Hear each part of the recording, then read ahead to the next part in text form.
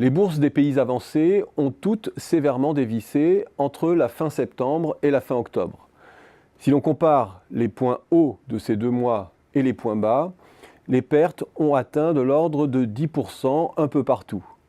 Et comme on est en octobre, et que ce mois est de mémoire celui des séismes les plus marquants de l'histoire boursière, ceux de 1929, 1987 ou 2000, on lui a un peu vite accolé le qualificatif de noir. Disons alors gris pastel, lorsque l'on compare le récent décrochage de l'indice boursier américain à l'amplitude des secousses historiques sur les mois de septembre et d'octobre, mesurés ici comme l'écart entre les points hauts et les points bas observés sur ces 2 mois. Ce décrochage est général, je viens de le dire, et d'ampleur similaire, quelle qu'ait été la trajectoire des différentes bourses lors des dernières années. Et nulle part, il n'annule, loin de là, l'acquis du rallye de hausse et de récupération plus ou moins vive qui a succédé à la chute de 2008. Le décryptage de ce coup de mou est moins aisé qu'il n'y paraît. Son épicentre est américain, comme souvent. Les éléments anxiogènes qui le sous-tendent ne manquent pas, certes, mais ils n'ont rien de nouveau et ne sont pas plus virulents aujourd'hui qu'hier. L'incertitude du Brexit, la peur de la guerre commerciale, la perspective d'un resserrement monétaire, la nervosité des midterms ou encore les incertitudes sur le prix du pétrole. Difficile donc d'inférer que l'on tienne là les causes de la mini-crise. À cela près que les perspectives d'une croissance durablement soutenue aux États-Unis, ayant pour issue tôt ou tard une surchauffe et une remontée plus forte que prévue des taux, montent en probabilité au vu des données les plus récentes. Il y a bien eu des turbulences du côté des GAFAM, au sommet des capitalisations. Mais là encore, rien qui fasse tendance et soit fortement corrélé. Entre les burn-out et les déclarations intempestives des uns, ou les profit warnings ou les polémiques sur l'usage des données des autres, les GAFAM connaissent des trajectoires boursières bien différenciées.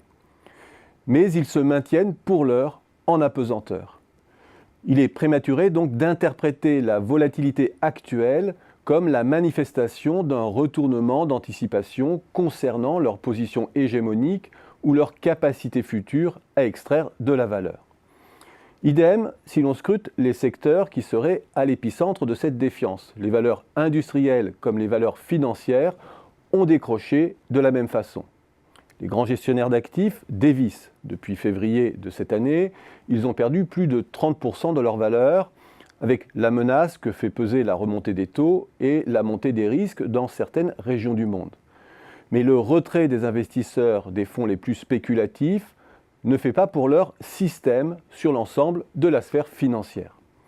Tout se passe en fait comme si les marchés avaient testé et joué l'hypothèse de la fin de la fête sans y parvenir.